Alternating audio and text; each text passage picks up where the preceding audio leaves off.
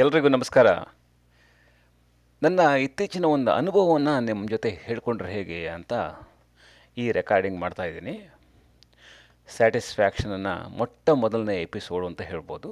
ನಿಮಗೆಲ್ಲ ವೆಲ್ಕಮ್. ಕಳೆದ ವಾರದಿಂದ ಈ ವಾರ ಬರೋದ್ರೊಳಗೆ ಈ ಚಳಿಯ ಅನುಭವ ಏನಿದೆ, ಚಳಿಗಾಲದ ಅನುಭವ, ಅದನ್ನು ಕುರಿತು ನನ್ನ ದೃಷ್ಟಿಕೋನವೇ ಬದಲಾಗಿ ಹೋಯಿತು ಅಂದರೆ ನೀವು ನಂಬ್ತೀರಾ? ಈ ರೀತಿ ಯಾವಾಗಲೂ ಆಗಲ್ಲ. ಆದರೆ ಒಮ್ಮೊಮ್ಮೆ ಇಂಥ ಹೊಸ ಹೊಸ ಅನುಭವಗಳು ಹೆಚ್ಚಿನ ಮುದ ತರುತ್ತವೆ ಅನ್ನೋದು ಗ್ಯಾರಂಟಿ. ಏನಾಯಿತು ಅಂತೀರಾ? ನಾವಿರೋದು ನ್ಯೂ ಜೆರ್ಸಿನಲ್ಲಿ. ಕಳೆದ ವಾರ ಎಲ್ಲ ದಿನಗಳು ಕೂಡ ನಮ್ಮ ನ್ಯೂ ಜೆರ್ಸಿಯಲ್ಲಿ ಒಂದು ರೀತಿ ಕೆಟ್ಟ ಚಳಿ.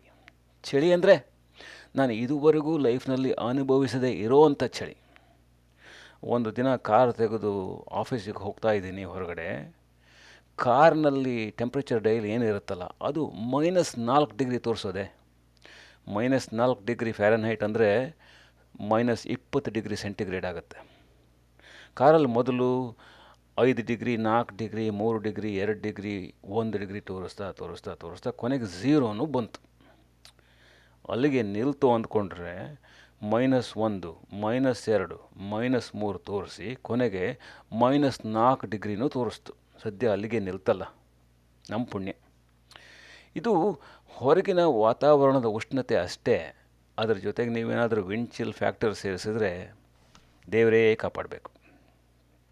ನಾನು ಮೊದಲೇ ಹೇಳಿದಾಗೆ -4 ಡಿಗ್ರಿ ಫ್ಯಾರನ್ಹೈಟ್ ಅಂದರೆ -20 ಡಿಗ್ರಿ ಸೆಂಟಿಗ್ರೇಡ್. ಇದನ್ನು ಬಹಳ ಜನ ಅನುಭವಿಸದೇ ಇರಬಹುದು.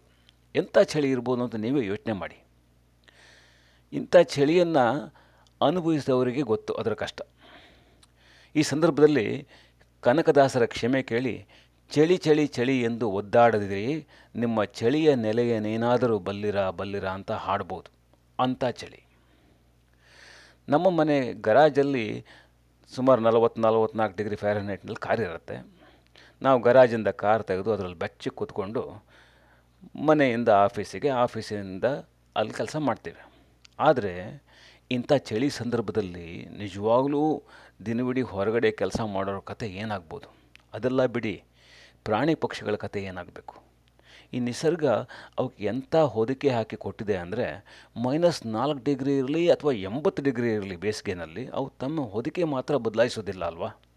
ಎಂಥ ಥರ್ಮಲ್ ಪ್ರೊಟೆಕ್ಷನ್ ಇರ್ಬೋದು.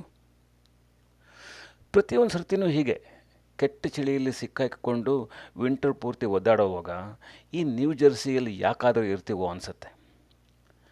ಅದೇ ಇಲ್ಲಿ ಯಾಕಿರಬೇಕು? ಯಾರು ಇರು ಅಂತ ಹೇಳಿದವರು ಬೇರೆ ಕಡೆ ಹೋಗುವಂಥ ಒಳಮನಸ್ಸು ಒಮ್ಮೊಮ್ಮೆ ಮಮ್ಮಲ ಮರಗ್ತಾನೇ ಇರುತ್ತೆ. ಆಗ ಅಕ್ಕ ಮಹಾದೇವಿ ನೆನಪಿಗೆ ಬರ್ತಾಳೆ. ಬೆಟ್ಟದ ಮೇಲೊಂದು ಮನೆಯ ಮಾಡಿ ಮೃಗಗಳಿಗೆ ಅಂಜಿದೊಡೆ ಎಂತಯ್ಯ ಅಂತ ನನಗೆ ತಿವಿತಾಳೆ.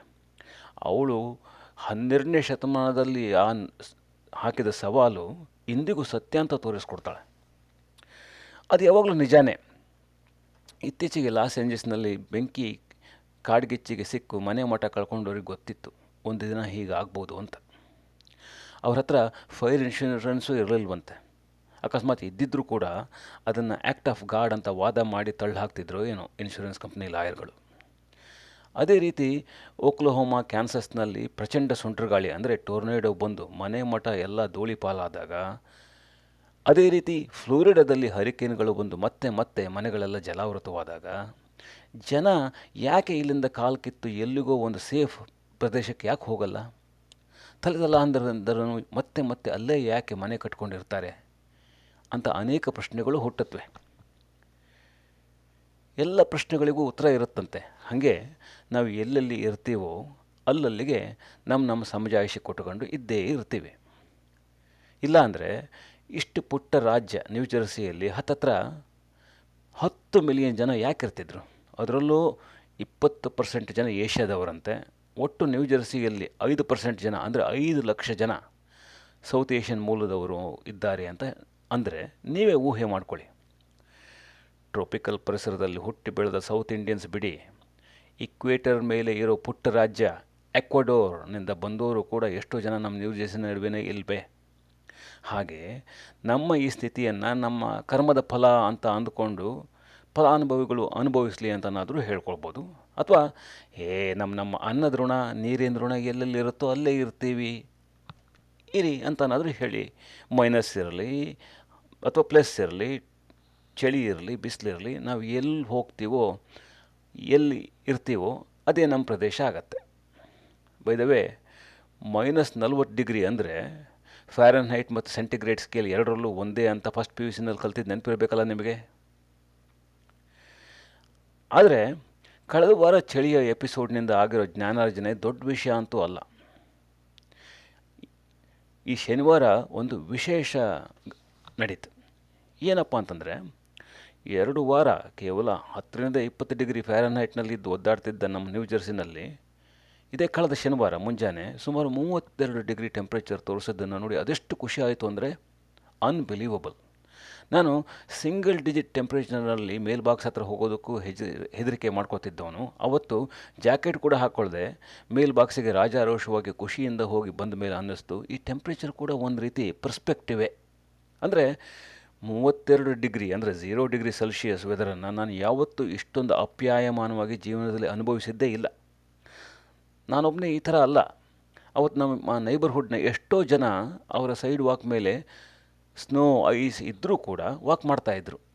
ಇದನ್ನು ನೋಡಿ ಒಂದು ರೀತಿ ವಾವ್ ಅನ್ನಿಸ್ತು. ನಿಮ್ಗೆ ಯಾವಾಗಾದರೂ ಈ ಥರ ಆಗಿದೆಯಾ, ಅನಿಸಿದೆಯಾ? ಹಾಗಾಗಿ ಬರೀ ಟೆಂಪ್ರೇಚರ್ ಅನ್ನೋ ಒಂದೇ ಒಂದು ವೇರಿಯೇಬಲ್ ನೋಡ್ಕೊಂಡು ಎಲ್ಲ ಹೇಳೋಕ್ಕಾಗಲ್ಲ. ಒಂದೊಂದು ಡಿಗ್ರಿ ಬದಲಾವಣೆಯು ಈ ಸ್ನೋವನ್ನು ಬೇರೆ ಬೇರೆ ಫಾರಮ್ನಲ್ಲಿ ಬದಲಾವಣೆ ಹೇಗೆ ಮಾಡುತ್ತೋ ಹಾಗೆ ನಮ್ಮ ದೃಷ್ಟಿಕೋನ ಕೂಡ ಬದಲಾಗ್ತಾನೇ ಇರುತ್ತೆ. ಇವತ್ತು ನಿಮಗೆ ಇಷ್ಟ ಆಗ್ಬೋದು ಒಂದು ವಿಷಯ, ನಾಳೆ ಅದೇ ವಿಷಯ ನಿಮಗೆ ಇಷ್ಟ ಆಗದೇ ಇರ್ಬೋದು. ಈಗ ಉದಾಹರಣೆಗೆ ನಮ್ಮ ಈ ಹೊಸ ಪ್ರೆಸಿಡೆಂಟ್ ಟ್ರಂಪನ್ನು 4 ಅಥವಾ 8 ವರ್ಷದ ಹಿಂದೆ ನಂಬಿದವರು ಇಂದು ನಂಬಬಹುದು. ನಮ್ಮ ಪ್ರಬುದ್ಧತೆಗೆ ತಕ್ಕಂತೆ ನಮ್ಮ ನಿಲುವುಗಳು ಕೂಡ ಬದಲಾಗ್ತಾನೆ ಇರುತ್ತೆ. ಹಾಗೆ ನಮ್ಮ ಅನುಕೂಲ ಅನಾನುಕೂಲಗಳು ಕೂಡ ನಮ್ಮ ದೃಷ್ಟಿಕೋನವನ್ನು ಬದಲಾಯಿಸುತ್ತೆ ಅನ್ನೋದು ಎಷ್ಟು ಸುಲಭವಾದ ಸತ್ಯ ಅಲ್ವಾ? ನಾನು ಯಾವತ್ತೂ 32 ಡಿಗ್ರಿ ವೆದರ್ನಲ್ಲಿ ಅಷ್ಟೊಂದು ಖುಷಿ ಪಟ್ಟಿದ್ದೇ ಇಲ್ಲ. 45 ಡಿಗ್ರಿಯಿಂದ 30 ಡಿಗ್ರಿಗೆ ಇಳಿದು ಚಳಿ ಅನುಭವಿಸೋರು ಒಂದು ರೀತಿ ಸಂಕಟಪಟ್ಟರೆ, 15 ಡಿಗ್ರಿಯಿಂದ 30 ಡಿಗ್ರಿಗೆ ಹೆಚ್ಚು ವಾತಾವರಣ ಆಗೋ ಬಿಸಿಯ ಮಜವೇ ಬೇರೆ.